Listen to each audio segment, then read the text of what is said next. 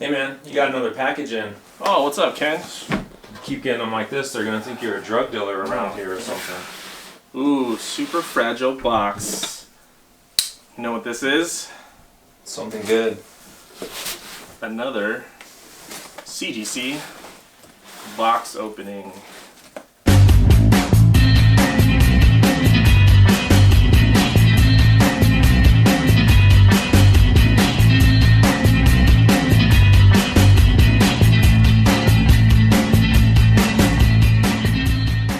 Oh, look, they finally packaged it nicely. You don't get those? I always get those. It's hit or miss. Oh. Maybe it's because I usually go to my house and I open it. That could be it too. And then they don't ship to me. And I repackage it to bring back to you. This is... Yeah, that's... You're gonna do a whole other show, but... Here is a J. Scott Campbell cover. Gwenum vs. Carnage #2. And then the rest of these should be on theme.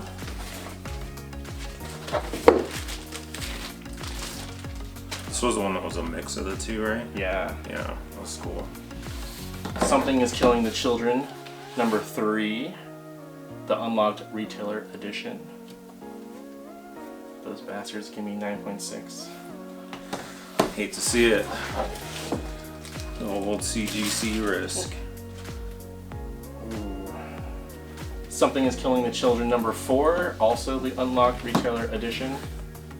I'm collecting these Unlocked Retailer Editions. I like most of them better than the cover A's. The regular.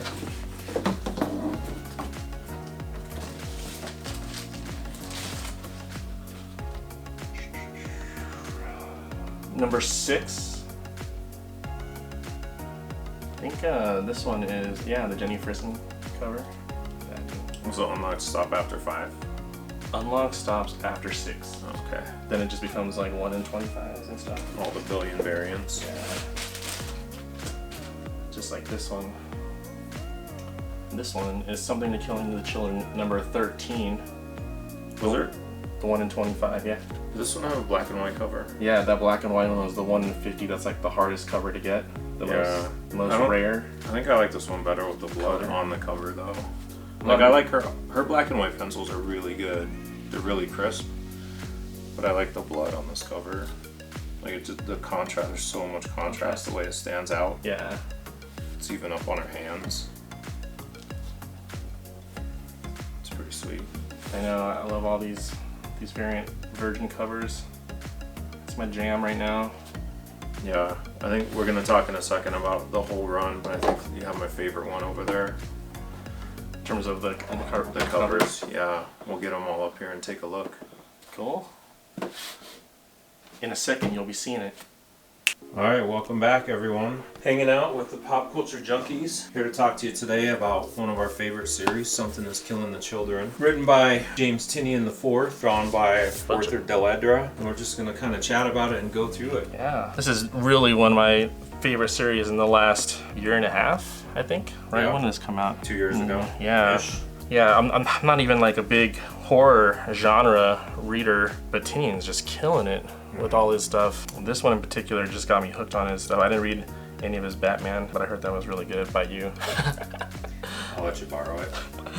This series is on fire right now. I guess the premise, if you don't know, there is this town where people are getting killed, and basically these children are showing up dead. And then out of nowhere, this lady, her name is Erica Slaughter, comes into the town and she's trying to investigate and figure out what's killing these children, but she already knows. That it's something. Something is killing the children. Which sounds like a joke, but it's actually not. I think in the story they all think it's like a guy killing children. I think it's your average everyday murderer or something. And it turns out it's something much, much more. This was actually designed, I don't know if a lot of people know this, this series was set to be a mini-series. I think the first 15 issues, right? Yeah, 15 issue and run. then it just exploded. Exploded by like issue 7, issue 6. Like it was on fire. Right. And so as happens with Tynion, something similar happened with Batman. They decided we want to keep this going and made a deal to continue the series. The other thing to note with this series at multiple points, like it's outsold the biggest series from DC and Marvel. Like Boom has gotten massive orders on this book. I'm not sure if Berserker outsold it for number one. It may have, but that book was ridiculous. Everyone jumped on that for Keanu, and it was Right. I tell people to buy it because it'll be worth something someday. By someday, I mean like it took this long for all those X-Men variants by Jim Lee to be worth Something, right? It's worth something like that. So that's, I mean, that just goes to the popularity of this book. This is an independent, like the Boom is, I mean, has grown definitely like in the last year, but before it was so small, Very small. like smaller than, what was the other one? Like Dark Horse. Yeah, than Dark It Horse. was, you had your big two with Marvel and DC, and then you had Image, Right. and then you had Dark Horse, and then Image actually came after Dark Horse and kind of surpassed them. But Boom was very small. They were doing like G.I. Joe comics. They did a lot of independent stuff. I want to give them props for the stuff they did put out, but they were just a much smaller company, very niche. Your average person who knew what comic books are didn't know what Boom. I just watched, I forgot the movie on Netflix, The Empty Man. That was a Boom comic. Really? Yeah, it was by Colin Bunn. I didn't know this either until the opening graphic. Like they have a Marvel thing Introduction, huh? similar to haven't watched Marvel's introduction, but it's Boom, and I was like, oh, this came from Boom. You'll be seeing that shortly when this series shows up on Netflix. Yeah, it's been optioned. And even before it was optioned, these books were fetching crazy prices, and they still are. The issue number 1 cover A in a 9/8 is like $1,300 every day, all day on eBay. And that's only a 2-year-old book, year and a half book. It's ridiculous how much this thing is blown up. Yeah, I got on this series twice. I got on it once and sold them all at a fantastic profit, and then got a deal on a number 1. And then I think I was looking for year number 7, and they happened to have it.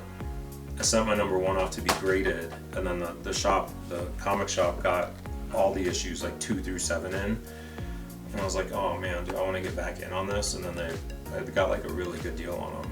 The train is still moving forward. Like I think there's plenty of room to grow. I remember when we bought that issue 1, I paid, it was like $60, got it graded, came back at 9.8. By the time it got back, like that book was selling for like $400, $500. Oh yeah, mine was $150 for the Jay Lee cover. It wasn't even the regular cover. That's another interesting thing, is the regular covers do have somewhat of a premium But compared to the regular variants, right? Right. A lot of times you don't see that, particularly with some of these variants, like this Jenny Friesen cover. I'm a much bigger fan of this cover. What is this, issue 6? 6, yeah. I'm not even a huge fan of all of her covers either. I do like this one a lot. Right. I think she really kind of caught on when this book was getting hot with a lot of other people. She does have some fantastic covers. I'm not trying to diss Jenny at all. I like this one better than most of her other ones. Yeah, I'm so glad they decided to keep this moving forward and it got optioned. I mean, they're even trying to expand the universe with what happens at the end of the first arc. It ends at 15. 16 happens and it starts talking about her past, like how she became this hunter of these creatures that kill children. Yeah, definitely going into a much larger universe. I think the miniseries The House of Slaughter is not about her. I think it's all about Aaron. Tell me more about this House of Slaughter, Ken. I don't know much more than that, really. But it's coming out in October, I want to say. I think Free Comic Book Day number 1 comes out in... That's next month, right? August 14th. Yeah. This month now. Oh, yeah. When we were talking about it 4 days ago, it was next month. Right. But it comes out in a few weeks. And I believe it's all about Aaron, who's a character in the book, who's really kind of like the older kid in the House of Slaughter. Something to know about this story, her name isn't really Erica Slaughter. There's different houses, as they're called, that are all part of one big family of monster hunters. Her house is the House of Slaughter. I don't know much more than that, and there's not much more to the lore that's been explored, and that's something that everyone's wondering. Like, what are the other houses called? Is it like the House of Chefs, the House of Slaughter, the House of Laundry? Like, right. Is it just based on what they do? Like, what are they called? So it'll be interesting to see. I really want to see that and see what comes with it. Yeah. I Just think this is my second favorite cover, only because the homage. yeah, it is an homage to his other book, The Department of Truth. Yeah, they're both just such good books. I actually think this looks better than The Department of Truth cover. Cover though. A, yeah.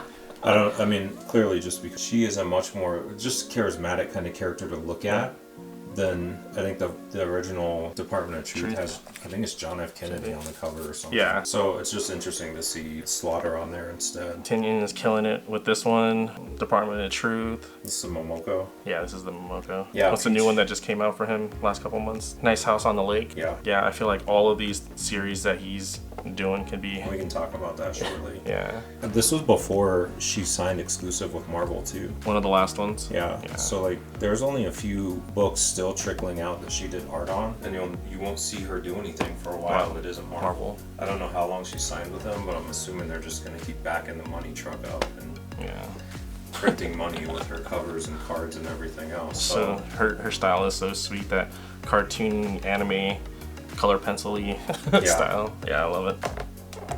I think I really like this one too.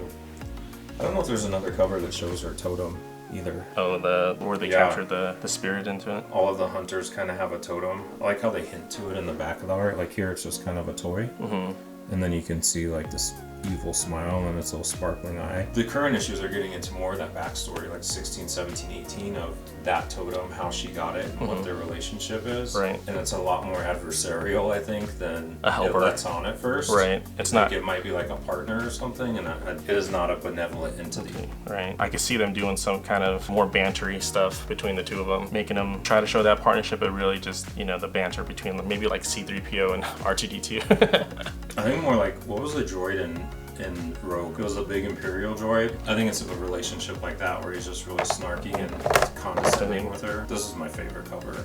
This is an absolutely stunning cover. I had to pick this up as soon as I saw it. I paid a premium. I wasn't there on the website when they released it. Those got sold out so quick. This is the end of the first arc when she finally defeats all the monsters and she ends up leaving the town. Yeah, it's just like the monsters up here eating all these children around her. It also reminds me, did you watch Us?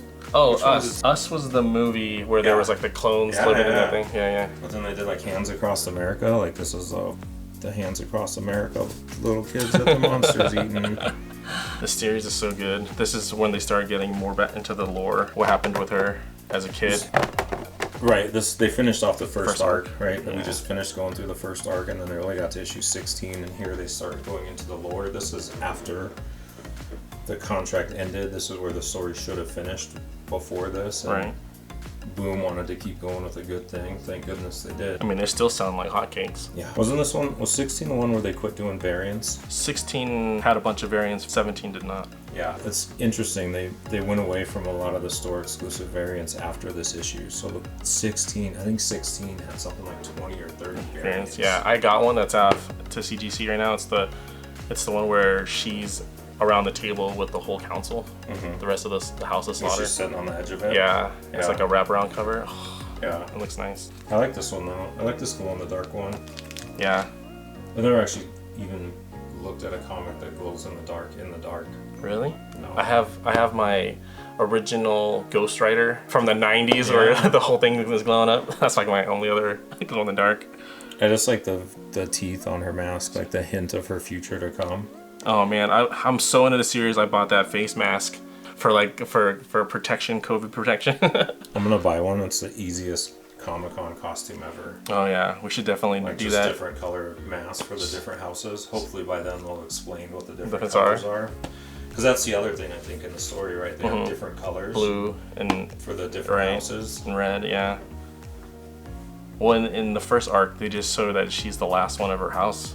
Yeah. Right? Now she is after Aaron. Here's the last one of the running series so far. This is issue 18, came out last week, I think.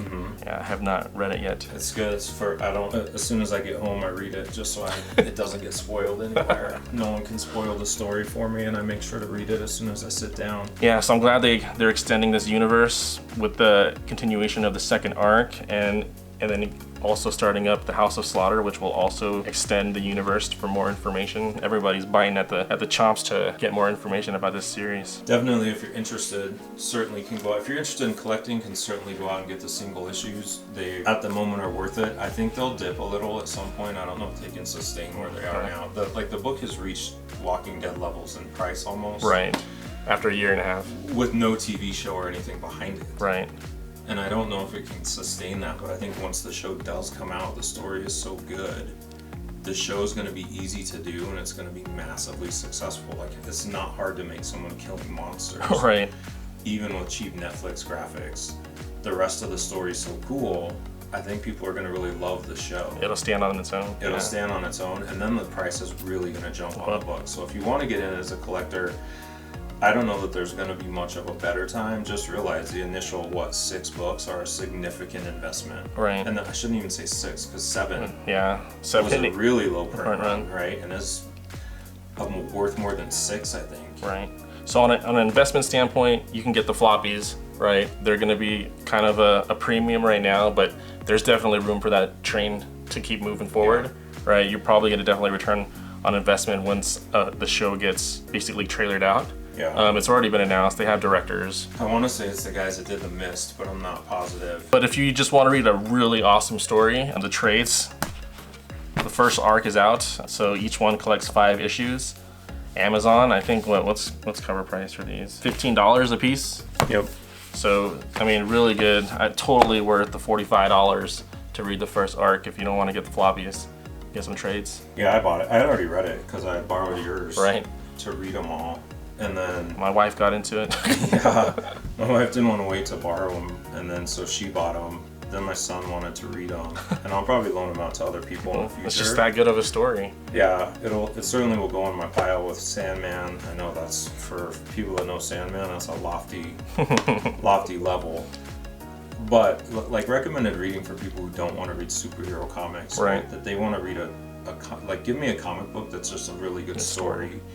No tights, no superpowers. I mean, they're she doesn't have superpowers. She's just killing them with a machete, and she's just skilled. Those remind me, though, they did her eyes green here. And I don't think her eyes are green. I think they change once you become a hunter. Yeah, something happens. Yeah. I think they mentioned that in the story. They did. Yikes. Anyways. The editor should have caught that one. Yeah, check it out if you're interested, guys. It's a great book. It's great on all standpoints. It's great for collectors. Right. It's great for people who just want a great story. It's going to be a great piece of media in the future. Sure. Yeah, and well, if you guys, like this, tell us about it. What do you like about it in the comments below, right? If you like this kind of content, kind of going over some of the stories that we were into, like and subscribe. Yeah, for sure. See you next time.